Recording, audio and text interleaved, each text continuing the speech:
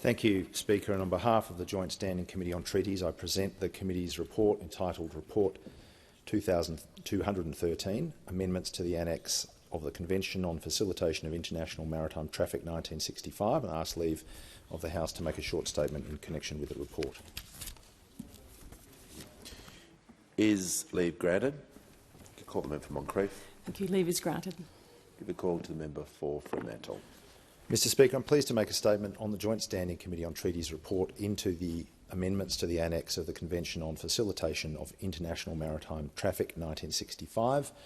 Australia has been a signatory to the original convention since the 27th of June 1986, and the aim of the original treaty is to prevent unnecessary delays, aid cooperation between governments and secure uniformity to the highest practicable degree in maritime procedures and formalities. And that's because timely, safe and efficient maritime transport for both passengers and freight is clearly in the best interests of all nations, certainly in the best interests of Australia. The annex to the original treaty is the focus of this treaty action and contains a set of standards and recommended practices, and these focus on formalities, documentary requirements and procedures for the arrival, stay and departure of ships.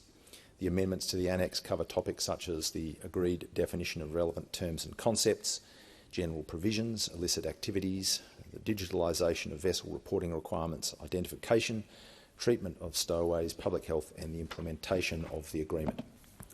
In the course of our inquiry, the Department of Transport gave evidence in support of the treaty action, recognising that international cooperation is essential to simplify and reduce the formalities, documentary requirements and procedures that are necessary for the safe and efficient conduct of international voyages. Needless to say, Speaker, that progress with respect to maritime transport arrangements is a matter of particular relevance to our island continent, because 99% of Australia's imports and exports are moved by sea.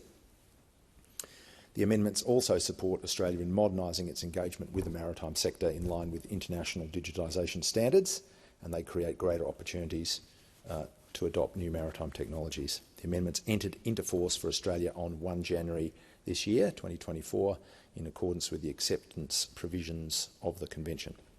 Speaker, some of the issues raised during the committee's inquiry include the timing of the referral to the JSCOT, which I'm sorry to say is a bit of a perennial grumble, but also the work required to meet the amendment standards and the range of measures involved in updating a common approach to integrated freight management systems, digitisation and efficiency, privacy issues, standards for illicit activities and, of course, the ever-present matter of overlapping state and federal responsibilities.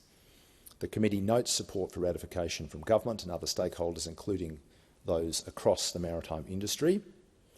And so, in conclusion, Speaker, the committee supports the amendments to the annex of the Convention on Facilitation of International Maritime Traffic 1965 and recommends that binding treaty action be taken.